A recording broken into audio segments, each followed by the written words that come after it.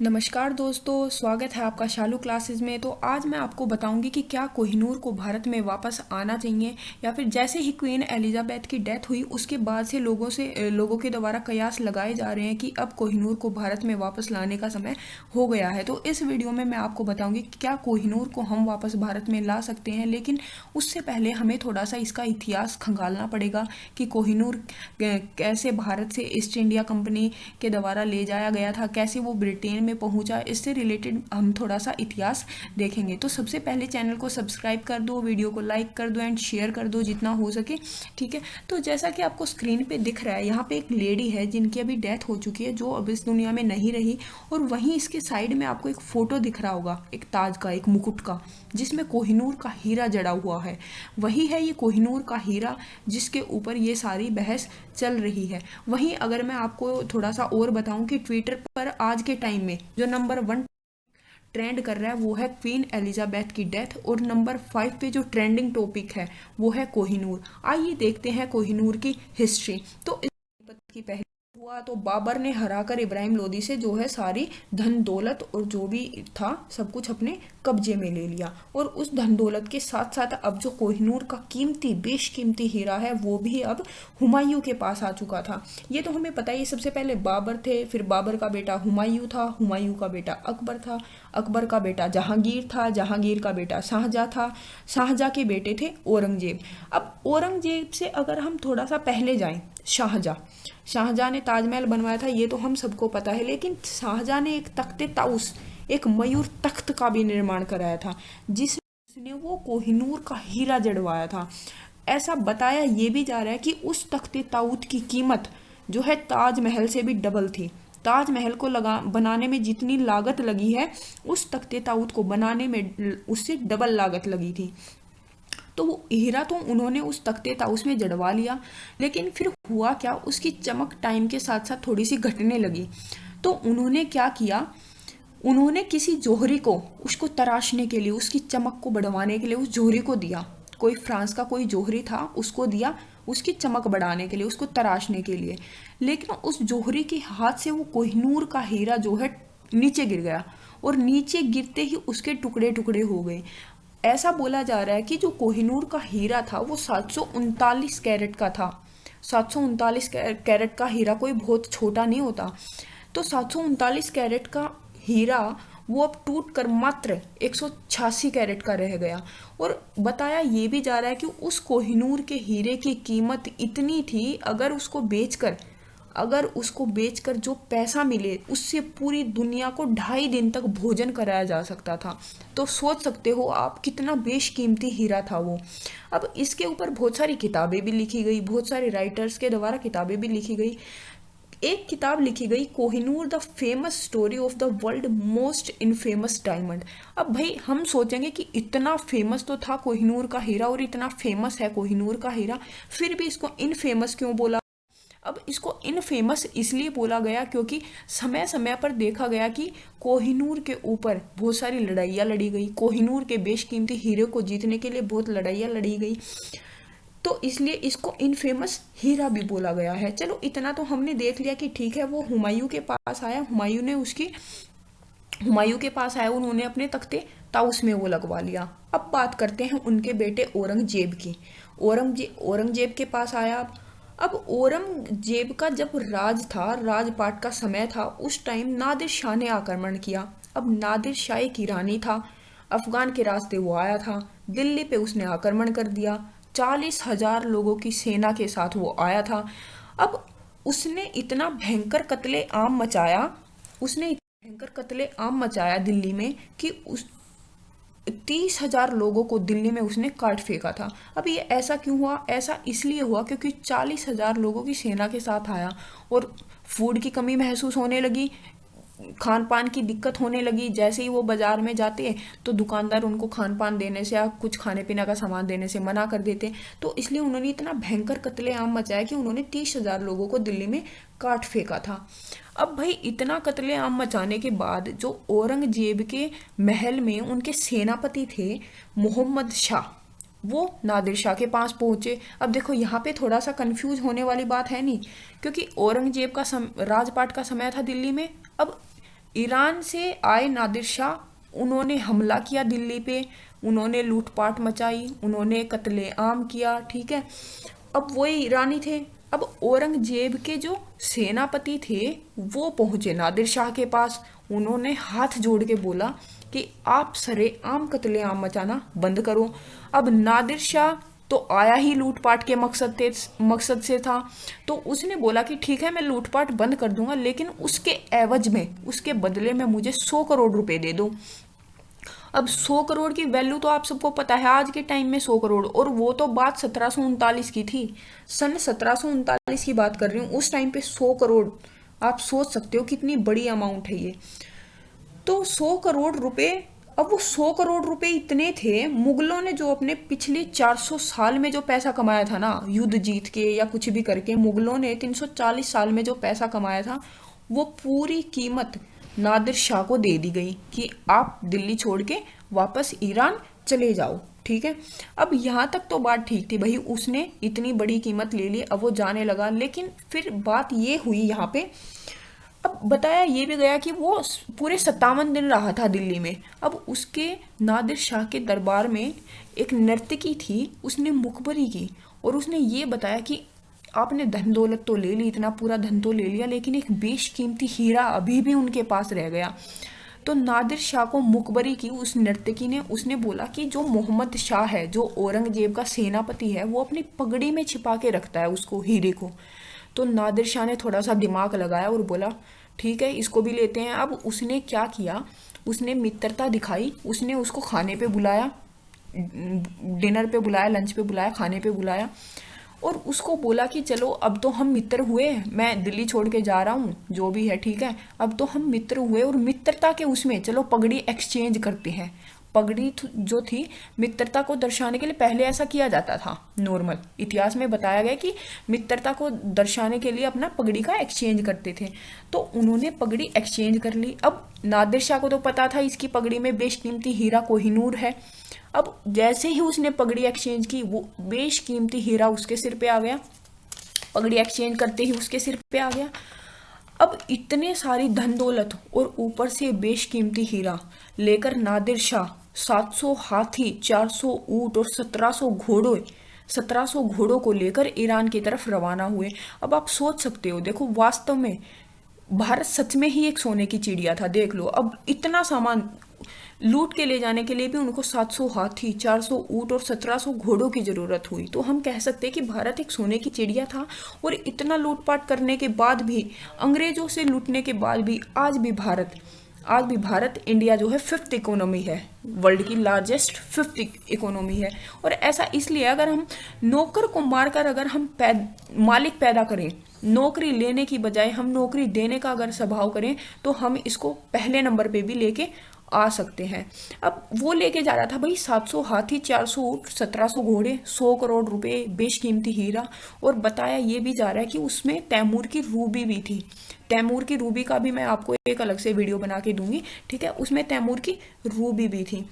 अब चेनाब नदी पे तलाशी करने लगा, ठीक है, वो जाने लगा, अपना ईरान चला गया, चेनाब नदी पे वो तलाशी करने लगा।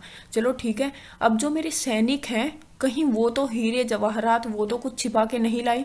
अब तलाशी चलने लगी, बहुत से जो सैनिक थे वो डर के मारे उन्होंने फेंक दिए हीरे जवाहरात, कुछ ने जमीन में गाड़ दिए और कुछ के उन्होंने चेनाब नदी के अंदर डाल दिए। तो बताया ये भी जा रहा है कि इतनी बड़ी धन राशि और ऊपर से उनके सैनिकों के पास भी इतने सारे हीरे जवाहरात होंगे, तो इतना उन्होंने लूटपाट करके वो चले गए, ठीक है। अब नादिर शाह तो चला गया, ठीक है, नादिर शाह चला गया। अब अफगानिस्तान का एक आदमी था अहमद शाह अफजाली। देखो नाम सुनने की थोड़ा सा ध्यान देने की जरूरत है। यहाँ पे हम आ चुके हैं सन 1813 में, 1739 में वो लूटपाट के चला गया। अब हाँ, हम आ चुके हैं 1813 में। अब अफगानिस्तान का एक आदमी था अहमद शाह अफजाली, जिसने वो जो बेशकीमती हीरा है, कोहिनूर का हीरा है, वो नादिर शाह से नादिर शाह से छीन लिया, जीत लिया उसने, युद्ध में उसने जीत लिया, ठीक है। अब भाई कोहिनूर का हीरा पहुंच गया वापस से अफगानिस्तान, ठीक है। पहले वो वारंगल था, वारंगल से फिर वो हुमायूं के पास आया, हुमायूं से फिर वो किसके पास आया, फिर वो औरंगजेब के पास आया। औरंगजेब से फिर नादिर शाह ने लूट लिया। अब नादिर शाह से वो लूट लिया अहमद शाह अफजाली ने, अफगानिस्तान के आदमी ने। अब अब यहाँ पे जीता गया वो हीरा युद्ध करके, अहमद शाह अफजाली से युद्ध किया फिर राजा रणजीत सिंह ने, जो पंजाब के थे। राजा रणजीत सिंह, उस टाइम इंडिया और पाकिस्तान साथ थे, उस टाइम इंडिया और पाकिस्तान एक ही देश था। तो राजा रणजीत सिंह ने अहमद शाह अब्दाली से कोहिनूर जीत लिया। अब वापस से वो हीरा आ चुका था भारत में, वापस से हीरा भारत में आ चुका था। अब बताया ये जा रहा है कि राजा रणजीत सिंह है, वो कभी कभी इस हीरे को पहनते थे, दिवाली, दशहरा या होली, मतलब ऐसे त्योहारों पे, ओकेजन्स पे ही वो पहनते थे और उसकी प्रदर्शनी भी लगाते थे। मतलब दूर दूर से लोग उस बेशकीमती हीरे को देखने के लिए आते थे कि इतनी चमक है इस हीरे में, इतना बेशकीमती है, मतलब दूर दूर से आने लगे। और उसी टाइम फिर अंग्रेजों की एक टुकड़ी भी भारत में आ पहुंची थी। तो अंग्रेजों को पता चला कि ये कोहिनूर क्या है, वो भी आए इसको देखने के लिए। अब उनके मन में पैदा हो गया लालच, उनके मन में पैदा हो गया लालच इस कोहिनूर के हीरे को देखते ही कि ये तो बस हमें चाहिए अब कोहिनूर का हीरा। उन्होंने फिर राजा रणजीत सिंह के साथ युद्ध किया। ठीक है, उन्होंने राजा रणजीत सिंह के साथ युद्ध तो नहीं किया, उन्होंने एक संधि की। ठीक है, उनके साथ मिलजुल के काम करने की एक संधि की उन्होंने। फिर सन 1839 में राजा रणजीत सिंह की मृत्यु हो गई और उनकी राजपाट की जो गद्दी थी वो दे दी गई उनके 5 वर्षीय बेटे दिलीप सिंह को। उनका 5 वर्षीय बेटा था दिलीप सिंह, उसको राजगद्दी सौंप दी गई। अब अंग्रेज उनके साथ मिलके काम कर रहे थे, तो अंग्रेजों ने 5 वर्षीय दिलीप सिंह के साथ सिंह से वो हीरा अपने अपने पास ले लिया। उन्होंने बोला कि ये हीरा आप हमें दे दो। ठीक है, अब 5 वर्ष के ही थे, इतना ज्ञान उनको भी नहीं था कि क्या हमारे लिए सही है, क्या हमारे लिए गलत है। तो उन्होंने वो हीरा अंग्रेजों को दे दिया। ठीक है, अब अंग्रेजों में वो चला गया डलहौजी के पास, डलहौजी के पास चला गया। अब उसको अपनी दिखानी थी स्वामी भक्ति, शो करनी थी महारानी विक्टोरिया को कि देखो मैं आपसे ना कितनी मतलब नायाब चीज़ आपके लिए लेके आया हूँ, पूर्वी भारत पे हमारा पूरा कब्जा हमने कर लिया है पूर्वी एरिया पे, तो देखो मैं कितना नायाब चीज़ आपके लिए लेकर आया हूँ। तो वो लेकर गया इस हीरे को महारानी विक्टोरिया के पास। अब वहीं साथ साथ अंग्रेजों को डर ये भी था कि कहीं कल को दिलीप सिंह बड़ा होकर इस हीरे की मांग ना कर बैठे, तो इसलिए उन्होंने दिमाग लगाया अंग्रेजों ने। अंग्रेज बड़े चालाक थे इस मामले में, उन्होंने दिमाग लगाया कि हीरे के साथ साथ क्यों ना दिलीप सिंह को भी पढ़ाई के लिए ब्रिटेन भेज दिया जाए। तो उन्होंने क्या किया, हीरे के साथ साथ जो दिलीप सिंह थे उनको भी स्टडी के लिए ब्रिटेन भेज दिया। अब ब्रिटेन भेज दिया, अब थोड़ा सा तो उनका डर कम हुआ कि चलो अब उनको भारत से जुड़ी हुई या अपने लोगों से इतना रहने का उनको मौका ही नहीं मिलेगा। अब उनको ब्रिटेन भेज दिया उन्होंने। अब कोहिनूर के बारे में एक अफवाह ये भी है कि कोहिनूर कभी पुरुषों के पास नहीं टिकता, या तो ये मंदिरों में टिकता है या फिर ये औरतों के पास टिकता है। ये एक अफवाह है या फिर कुछ भी कह लीजिए आप, लेकिन ऐसा देखा गया है इतिहास में। अगर देखें तो हम, कोहिनूर कभी भी किसी पुरुष के पास नहीं टिका। अब एक बात और यहाँ पे बताई जा रही है कि जैसे ही उस कोहिनूर को इंडिया से ब्रिटेन लेके जाया जा रहा था, तो उस जहाज में किसी भी आदमी को ये इन्फॉर्मेशन नहीं थी कि इस जहाज में कोहिनूर का हीरा लेके जाया जा रहा है। क्योंकि किसी के मन में भी लालच आ जाता, क्या पता बीच में उसके ही सैनिक उसको लूट पाट के ले लेते। तो किसी को भी नॉलेज नहीं थी कि इस शिप में हम अपने साथ कोहिनूर का नायाब हीरा लेके जा रहे हैं। अब उस शिप में फैल गया हैजा हो गया। तो उन्होंने बीच में ही इंग्लैंड पहुंचने से पहले ही उन्होंने सोचा कि मॉरिशस में रुक जाते हैं, क्योंकि सारे सैनिक जो हैं उनके बीमार हो गए थे, हैजा फैल गया था। अब मॉरिशस में पता चला लोगों को कि ये जो शिप आ रहा है इसमें सभी लोगों को हैजा फैला हुआ है, तो उन्होंने उसको वहां पे मॉरिशस में रुकने नहीं दिया। अब वो जैसे तैसे जुगाड़ करके परेशानियों को झेलते हुए वो लगातार चलते हुए वो पहुंचे इंग्लैंड में। अब बताया ये भी जा रहा है कि इंग्लैंड में पहुंचते पहुंचते उस जहाज की हालत इतनी खस्ता हो गई थी कि बस 2 टुकड़े होने बाकी रह गए थे। सारे सैनिकों को हैजा हुआ था और उनकी कंडीशन इतनी खराब थी कि बस जैसे तैसे इतनी मुश्किल से वो पहुंचे थे इंग्लैंड, तो वो लास्ट में वो इंग्लैंड पहुंच गए। अब हीरा जो था कोहिनूर का वो इंग्लैंड में जा चुका था, उसके साथ साथ जो दिलीप सिंह थे वो भी इंग्लैंड में जा चुके थे। अब वहां पे बात दिक्कत ये हुई कि वो उस हीरे को अब भी मुकुट में या ऐसे वियर नहीं करते थे, पहनते नहीं थे, क्योंकि उनको डर अभी भी था कि कहीं दिलीप सिंह इस पे अपना अधिकार ना जाहिर कर दें कि ये हीरा हमारा है, कहीं उस पे अपना अधिकार ना जाहिर कर दें। तो बहुत दिनों तक तो उसको तिजोरी में छिपा कर रखा गया, बहुत दिनों तक उसको तिजोरी में छिपा कर रखा गया। उसको 3 साल के लिए तो उसको म्यूजियम में लगा दिया गया, लंदन के एक 3 साल तक लोगों को दिखाने के लिए, देखो हमने भारत पे जीत हासिल की है और देखो हम वहां से क्या लेके आए हैं, एक नायाब बेशकीमती हीरा। अब फिर एक दिन महारानी विक्टोरिया ने दिलीप सिंह को अपने पास बुलाया और उनको बोला कि चलो आज मैं तुम्हें एक नायाब चीज दिखाती हूँ। दिलीप सिंह ने बोला कि हाँ दिखाइए। महारानी विक्टोरिया तिजोरी से निकाल कर लेकर आई कोहिनूर का हीरा और दिलीप सिंह को दिखा दिया। अब दिलीप सिंह उस हीरे को लेकर खिड़की के पास पहुंचे। उन्होंने 2 मिनट तक उसको ध्यान से देखा और फिर बोले अब इसमें वो चमक नहीं रही जो हमारे पिताजी पहनते थे तब थी। अब ये हीरा टूट फूट के काट पीट के इतना बेचमत्कार कर दिया गया है कि अब इसमें वो खूबसूरती नहीं रही। तो वो अपने हाथ में लेकर गए महारानी विक्टोरिया के पास वो हीरा और बोला लीजिए आप ही पहनिए इसको। अब वहां पे कोई मौजूद नहीं था या इसके कोई सबूत नहीं है, लेकिन बताया जा रहा है ऐसा ईस्ट इंडिया या अंग्रेजों के न्यूज़पेपर्स में कि दिलीप सिंह ने वो तोहफे के रूप में महारानी विक्टोरिया को सौंप दिया था, ऐसा ऐसा बताया जा रहा है। फिर चलो ये मुद्दा तो यहीं पे हुआ खत्म। फिर दिलीप सिंह ने बोला कि मुझे अपनी माँ से मिलना है, मुझे इंडिया जाना है, मुझे अपनी माँ से मिलना है। ठीक है, अब अंग्रेजों को अंदर ही अंदर डर था कि कहीं अपनी माँ से मिला और वहाँ के लोगों से मिला तो कहीं इसको इतिहास के बारे में पता ना चल जाए। तो ठीक है, उन्होंने बोला ठीक है। अब उनको मिलवाने के लिए लाया गया इंडिया। इंडिया में स्थान जो है फिक्स हुआ दोनों के मिलने का, वो था कैलकटा। कैलकटा में दिलीप सिंह को और उनकी माँ को मिलवाया गया। अब उनकी माँ हो चुकी थी अंधी, बूढ़ी हो चुकी थी, अंधी हो चुकी थी, उनकी आंखें जा चुकी थी। अब वो माँ बेटा दोनों मिले तो उसकी माँ ने जैसे ही दिलीप सिंह का सिर पे हाथ रखा, पुचकारते हुए उसको सिर पे हाथ फेरा, तो पता चला उसके कि सिर पे बाल ही नहीं है, क्योंकि सिख लोग तो टर्बन पहनते हैं, पगड़ी पहनते हैं, ये उनकी मजबूती का निशान, एक तरह से सिंबल होता है।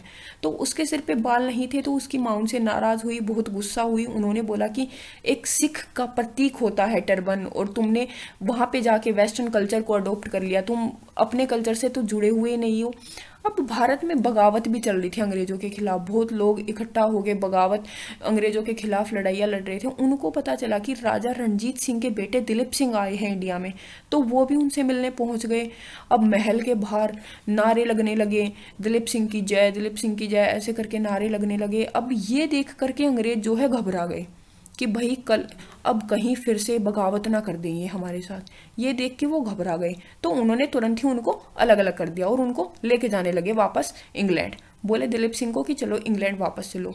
अब वो वहां से इंग्लैंड के लिए वापस निकल चुके थे, लेकिन उनकी डेड बॉडी मिली पेरिस के किसी छोटे से होटल में, उनकी डेड बॉडी मिली। अब बताया ये जा रहा है कि अंग्रेजों ने उनको मार दिया, अंग्रेजों ने उनको शिप पे मारा या फिर पेरिस लेकर आकर उनको कैसे मारा, लेकिन उनकी मृत्यु अंग्रेजों ने जो है कर दी। अब यहाँ तक का तो इतिहास हमें पता चल गया कि वह महारानी विक्टोरिया के पास वो हीरा चला गया, दिलीप सिंह की जो है मौत हो चुकी थी।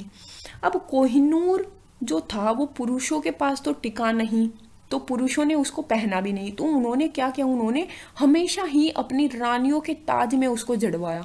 ठीक है, पहले तो महारानी विक्टोरिया ने पहना, फिर उनके बेटे थे एडवर्ड सप्तम, एडवर्ड सप्तम ने उस हीरे को नहीं पहना, उन्होंने अपनी वाइफ के जो है ताज में इसको जड़वाया, महारानी अलेक्जेंडर के ताज में इसको जड़वाया। फिर एडवर्ड सप्तम के बेटे थे जॉर्ज पंचम, अब जॉर्ज पंचम ने भी नहीं पहना, उनकी वाइफ थी राजकुमारी मैरी, उनके ताज में इसको जड़वाया गया। फिर आई महारानी एलिजाबेथ टू, अब इन्होंने अपने रेगुलर ताज में इस हीरे को नहीं जड़वाया। उनका कहना था कि बेशकीमती है, नायाब हीरा है, इसको मैं रेगुलर ताज में नहीं पहनूंगी। इसको उन्होंने रखवा दिया टावर ऑफ लंदन के जेवल हाउस में, टावर ऑफ लंदन के जेवल हाउस में इन्होंने उसको रखवा दिया। अब आप बोलोगे ठीक है, अब ये ब्रिटेन के पास है, टावर ऑफ लंदन के जेवल हाउस में रखा हुआ है। अब बात यहाँ पे आती है, क्या कभी इंडिया ने कोशिश नहीं की कोहिनूर को वापस लेने की? तो जो 2016 में बहुत लोगों ने सुप्रीम कोर्ट में रिपिटिशन फाइल की थी कि कोहिनूर को भारत में वापस लेके आना चाहिए, लेकिन फिर सुप्रीम कोर्ट ने इंडिया के कल्चरल डिपार्टमेंट से पूछा कि कोहिनूर को भारत में वापस लेके आना चाहिए, तो उन्होंने इसके जवाब में बोला कि नहीं, हम कोहिनूर को वापस नहीं लेके आ सकते, क्योंकि कोहिनूर को चोरी नहीं किया गया, यहाँ से चोरी छिपे नहीं लेके जाया गया, उसको एक संधि के तौर पर लेके गया है, जीत के उसको लेके जाया गया है। तो अब अगर हम कोहिनूर को वापस लेने की मांग करते हैं तो बहुत सारे और देश भी इंडिया पे क्लेम करने लगेंगे कि आप भी हमारे देशों से बहुत सारी नायाब चीज़ें चुरा कर लाए हो, अब ये भी हमें वापस चाहिए, या फिर जीत के लाए हो ये सब भी हमें वापस चाहिए। तो कोहिनूर को तो वापस लाना अब पॉसिबल है ही नहीं, कोहिनूर तो वापस अब नहीं आएगा इंडिया में, कोहिनूर तो अब ब्रिटेन की अमानत है और उन्हीं की अमानत रहेगी। लेकिन ये पूरा इतिहास हमने देखा कि कैसे एक हीरा भारत से ईरान, ईरान से अफगानिस्तान, फिर अफगानिस्तान से इंडिया और फिर इंडिया से ब्रिटेन पहुंचा। तो आज की वीडियो में बस इतना ही, आगे नेक्स्ट ऐसी ही वीडियोस मैं आपके लिए लेकर आती रहूंगी। सब्सक्राइब कर लो चैनल को, लाइक कर दो एंड शेयर कर दो।